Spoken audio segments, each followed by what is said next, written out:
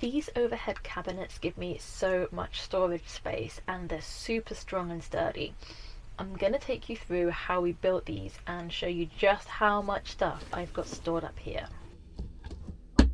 In the last video we did the ceiling, and you'll see that we actually only went up to here where the overhead cabinets begin, because we used a 4-foot piece of ply for the ceiling that went up to this space.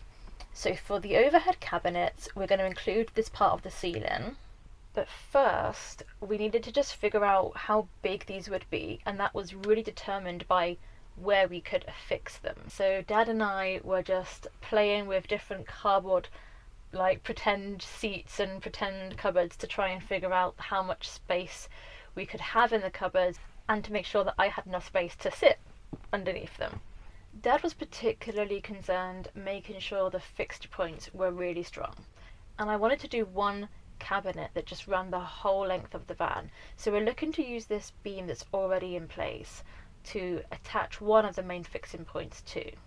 We also knew there was going to be a beam along the top front of the cabinets, so we actually affixed the ceiling piece down into that from above prior to putting it onto the ceiling.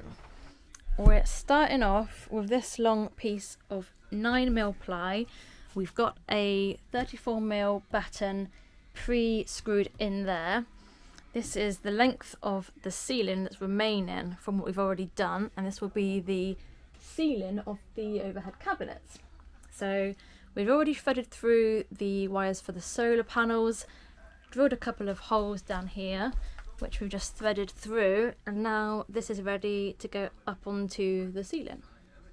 When we put the bulkhead up, we've also chopped this little hole out of here, so that ceiling piece is going to thread through there, complete the ceiling through here because we've got a supporting beam right at the back, so we can screw that in behind and add some extra support, because all of the weight from the cabinets is going to be in some way coming from this piece, as well as from the wall. It will go in here as well, but the more stability we can get up there the better.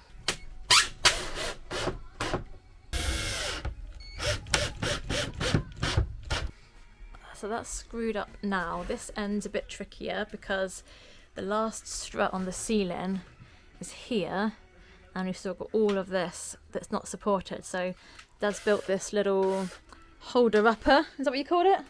A what? This thing here. Prop. What's it called? Prop. A prop. A prop. So this is holding up this end. We've noticed here the ply's bent a little bit on the ceiling because that's only 5mm, and obviously we've put on 9 and this thick 35, so it's bent a bit, but once we've put a piece of quadrant up here, it shouldn't be noticeable once that's pushed in, and then we're going to fix the doors onto here. This will be the front brace of the cabinet coming down. With the ceiling up, we started putting some riv nuts into the beam, and that runs along the very back here. And riv nuts are really strong because you can basically just put a bolt all the way through the batten that runs there into the actual structure of the van itself.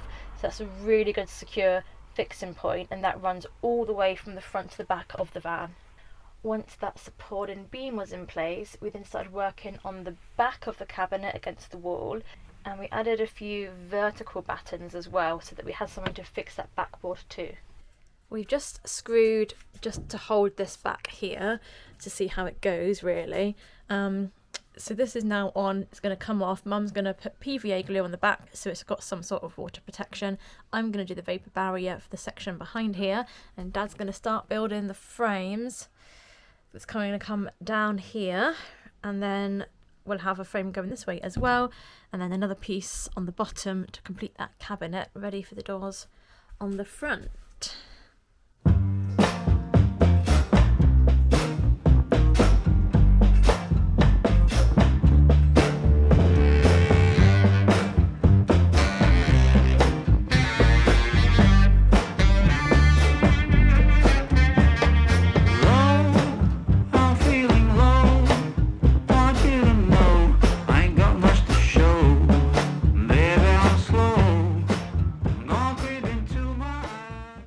After that, we started framing out the very front of the cabinet by screwing that straight up with pocket hole screws into the beam at the top front.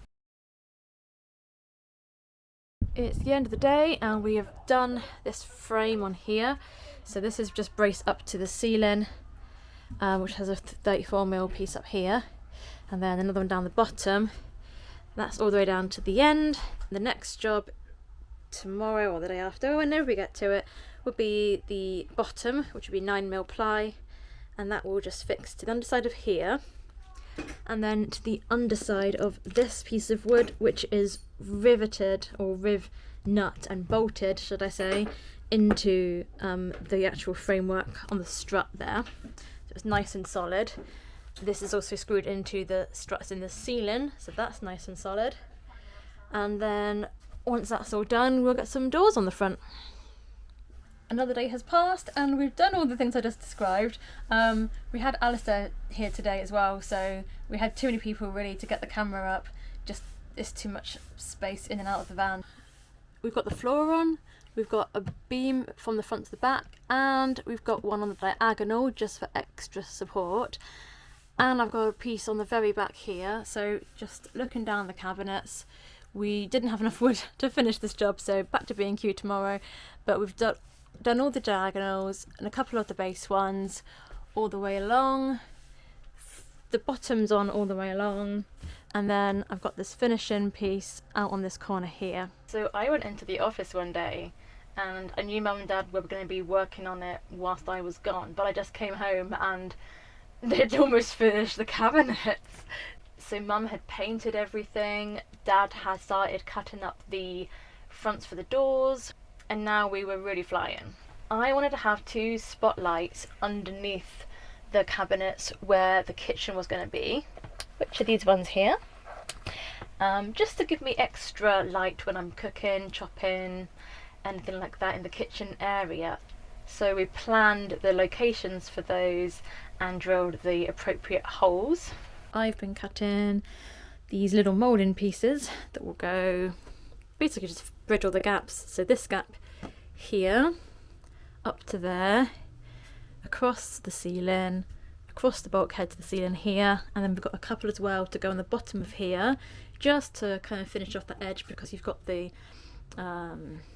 connection there between the ply and the softwood. Especially like down here, there's sections where it's just not very neat, so we can cover all that up, and then that can be primed as well, and then all of this can be painted in the blush paint. Into my eyes, snail show until the spring liberates me from my winter hell. I've got candles and candy, I can be your daddy if you only let me creep into your prison cell. Hey baby, can you tell I'm not a criminal? Your choice is seminal. I want you.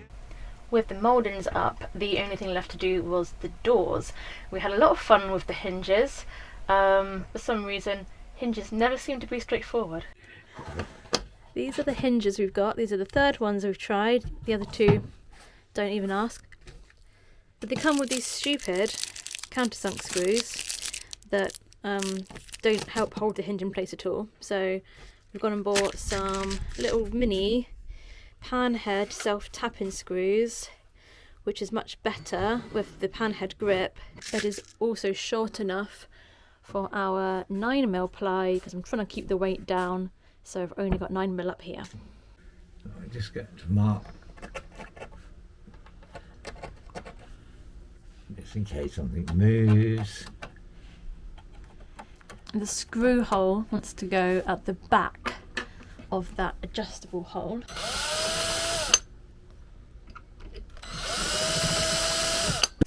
We've got 3 other cupboards up now, and I think we've just about figured out how to do it correctly with these hinges. So we've got these cabinet hinges, and it looks the same, but there is a kind of a right way around. This way is the wrong way, with the longer piece on the door and the shorter piece on the ceiling or the frame. This way round seems to be better because it makes a weird click when we have it this way round, which doesn't occur on that one. So we'll swap this one around in a minute. So we're starting off by putting them on the top with the edge flush to the edge of this piece of wood here. Then we're screwing this one on and then using the adjustable bit just easing that wood back and forth, or easing the hinge back and forth I should say, so that these will then sit flush.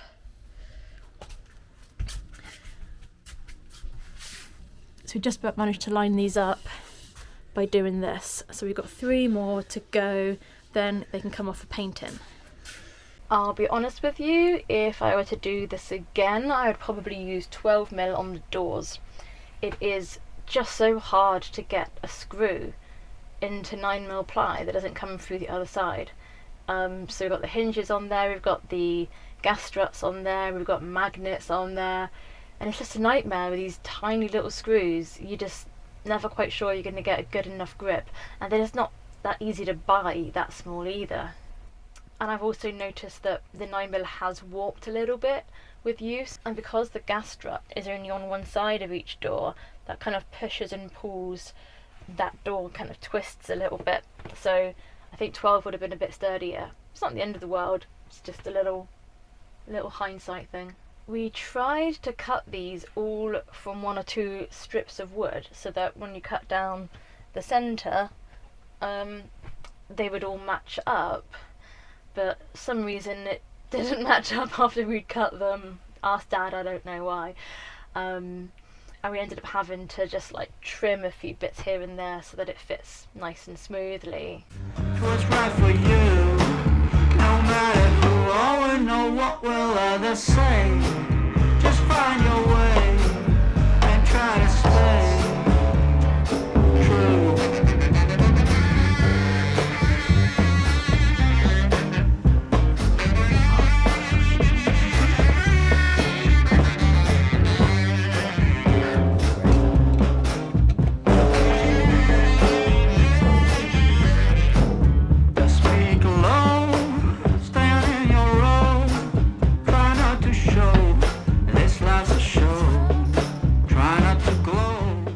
So after the painstaking job of putting on and lining up and trimming down the edges of all of the doors, we then took them all off so that Mum could paint them all and then put them back on again. And you can see by this point we've been building all around, so we've got some of the kitchen framing now, we've got the bed at the back too. Nothing ever seems to be a straight line in the van build. You can't just do one part and move on to the next, because everything interacts with each other somehow. So we're kind of like part way through everything all of the time, trying to figure out what to do next. The gas struts, they were quite straightforward to fix, other than the short screw problem. These ones have lasted pretty well since I've installed them.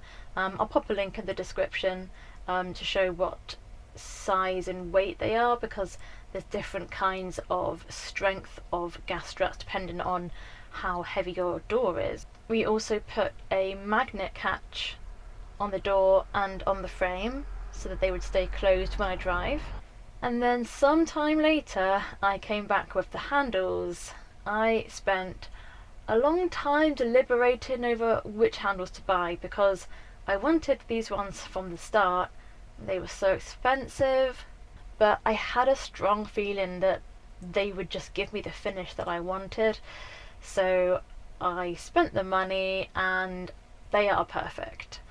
In particular, I wanted something that was soft and I wouldn't hit myself on. I didn't want little knobs poking out everywhere that I could catch myself on. So soft handles was the way to go. I've spent far too much money on handles, but nothing else was gonna be what I wanted, so I was advised by others to, not skimp on the finishing touches, because it makes all the difference. So bought these nice leather handles with little gold studs, and they sort of thread through. There's a screw receiving part on the inside, and then these thread into that, and I got 2 different lengths depending on which drawers or cupboards these are going on, and washers to space, because some of these are slightly longer than my drawers are thick. We did reach a point in winter where we weren't filming as much as we were at the beginning of the build. We were just trying to get everything done and it was so cold. So there's not much to show with the shelves going in, but I can show you now what the finished result looks like and just talk you through how I did it. So what I've done inside is these two down here have got shelves in them, and then these have all got this like bungee separate system. So the shelves, I've just put like one up here, and I've got the two kind of different heights. So I've got larger baskets at the bottom, smaller baskets on the top, and it just fits little like makeup bags and things as well. So it just really maximizes the use of the space with smaller items. And then over here I've used all these like packing cubes, which are really good to like just put clothes in and kind of organize them. Sometimes I'm more organised than I am other times, but I try to separate them out. So I've got like shirts in one, t-shirts in another, dresses in another, and then in between there's this like bungee which kind of zigzags back and forth, which just kind of allows them to kind of move between the sections without having like a hard barrier against. And if I've got a bit more t-shirts than dresses, it can just go to one side and that's fine. These are really good. It was really hard to find a pack to buy that weren't all different sizes, as if you're taking a suitcase somewhere and you need like a large and a small and a medium. These are all the same. I'll put a little link in the bio. I've actually been doing like a website where I can list all of the different things that I've put into the build and just have all the links in one place. So that should be live now, and I don't think YouTube let me put the little bar something at the top yet, but when they do I'll put one up there. But I think my favourite thing with this cabinet is just the visual element that it gives, that I have this clean and unbroken line that goes all the way across from one side of the van to the other. It's the same colour as the ceiling, it's the same colour as the walls, so it doesn't really impose on the way that an overhead cabinet can do sometimes, and it just really makes the space feel a lot bigger than it really is because it goes the whole length of the van. And I've been in it a year now and I've had no issues whatsoever with the structure of it. It feels solid. I think I've got 60-70 centimetres of space between the hob and the top of here. That's been fine too. I think I was slightly more than the minimum clearance that the stove gave. It does get a bit warm sometimes because of the heat, the items in here, so I'm just careful that what I keep in here isn't going to be affected by a change of temperature, and that's fine. Obviously I'm only keeping lightweight stuff up here anyway, so all of the heavier stuff is in the lower cabinets, but there is so much room up here. I mean, I pretty much have all of my clothes. In fact, yeah, I have all of my clothes up here. There is nothing anywhere else. And I change it up for the season, so I have a different wardrobe, you know, different times of the year, and keep the rest with my parents. But yeah, there's plenty of room. Probably I could survive on half of the space for clothes, and just not have as many clothes, but I could do it. So yeah, there's the overhead cabinets. Hope you enjoyed this video. If you have any questions, pop them in the comments below. I'll try and get back to you as soon as I can, and I'll see you next time.